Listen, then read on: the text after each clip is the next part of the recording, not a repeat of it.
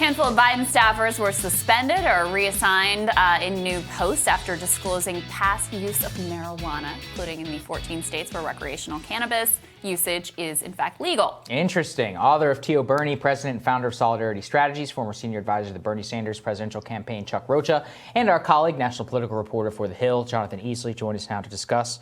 I got a lot of messages about this one. People know my own public stance on marijuana. That being said, I might shock everybody, and I'll say I think this is bullshit because the sitting vice president of the United States, Chuck, has admitted to marijuana use. Previous president of the United States, Barack Obama, admitted to far more than that, and yet many of the staffers, low-level staffers in this particular case, are disqualified despite assurances from the administration on this. And I do think that that is just absolutely wrong in terms of fairness. What do you think? Well, the first time I saw this story, I actually thought it was an Onion article because I was like, there's no way this is really, in fact, true, right? In an administration, when we're trying to rebound from what we've just lived through, we're talking about, as we're talking about decriminalization of this and making sure that people have rights and all the things that we talk about, this just goes in the face of it to where I thought maybe it was just a clerical mistake because all the things that this administration gets out there and touts about all of the things we're talking about with criminal justice reform and making sure that, I was listening this weekend to this juvenile lifer who had gotten out on the Montgomery case out of Louisiana, who now is out, who's in Philadelphia, looking at all of these cases around how a lot of this happens with drugs and how what we've talked about with marijuana and what we've talked about with weed. Like, it really was crazy for me to think about that. Even Kamala Harris had said she had smoked weed. And I was like, well, does she get to still be the vice president? Right. Exactly. No, it's true. And that's the part that bothers me. Yeah, absolutely. I mean, there's a lesson here, boys and girls. Don't self-report your drug use to the federal government, even if the administration says they're going to be cool with it. Yeah. But Jonathan, what the hell happened here? Because it's completely dissonant from where the Democratic Party is supposed to be today, both in terms of criminal justice and specifically on the issue of marijuana.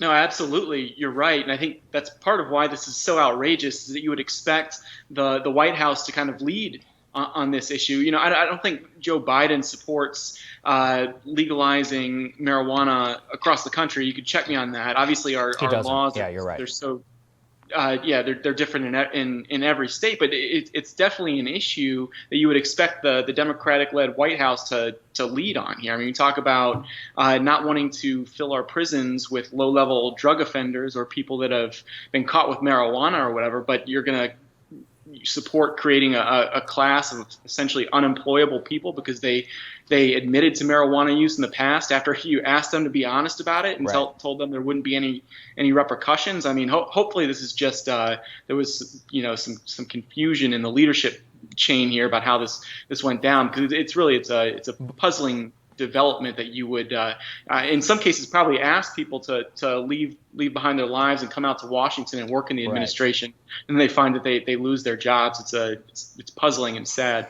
See, Chuck, that's the part that bothers me, is that they basically made it known that it was going to be okay, and then it's not. And it's like you said. I mean, look, the vice president has admitted this. So at this point, and you gave a guarantee. If you were straight from the beginning, be like, look, FBI guideline, top security clearance, this is how it works. If you haven't done it, so be it. But they weren't straight. And now 5 people, according to the White House press secretary, are out of a job or reassigned. And that just seems absolutely wrong. Have you seen enough of an outcry, Chuck, that you think it could force a change in policy here? I have, and folks have reached out to me about it. And I think I've talked openly about my past criminal history on this show and talked about how I've rebuilt my life and how I now mentor young people about how you should own up to your mistakes and how you should work hard and how you should go back and make sure that folks who look up to you remember what that's like. And that's what I keep thinking about here is like, these folks were honest, right? Just like I'm honest about my past, and I've been so fortunate enough to be able to do the things that I've been done because I got a second chance. Is that really the sample we really want to put out there, the example that we want to put out there? That's the part that really cuts at me the most, is that they were honest about it. Like, a lot of us have done things in our past that may not have been right, but we've got a chance to come back. They're working in the White House. They got accepted in the White House. Like, this is a big deal. This is a big job. This is probably a chance of an opportunity for a lot of young people, a lot of folks of color who probably got to do this. And I just think that's the part of it that bothers me the most. Yeah. And Jonathan, I guess the other thing here is that, look, Biden's history and his past is of a, war on drugs guy and a tough on crime guy. And he hasn't fully said, I was wrong in the past, I'm going to be different now. But he did try to portray himself in a very different light this time around. But this type of policy sounds very much like the Joe Biden of the 90s. Yeah, exactly. And it's just, honestly, it's just not where the public is. I don't know that the public is somewhat split on this issue, but I don't think there's any question that the public supports allowing people that have used marijuana in the past to hold these sorts of government jobs. Another thing, the White House is just sort of it's behind in its staffing in general. There's no nominee to lead the FDA. There's no nominee to lead the Customs and Border Patrol or ICE.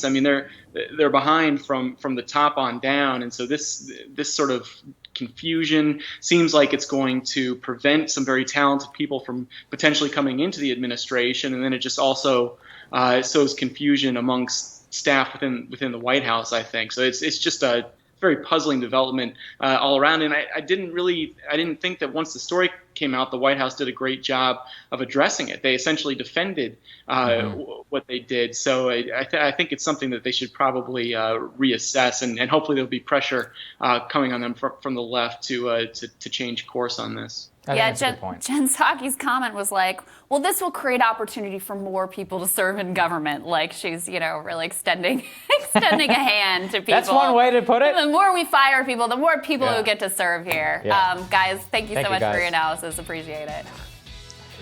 All right, next on Rising, Zed Jelani. He joins us now to discuss what's behind the rise in Asian American hate crimes. That's when Rising returns.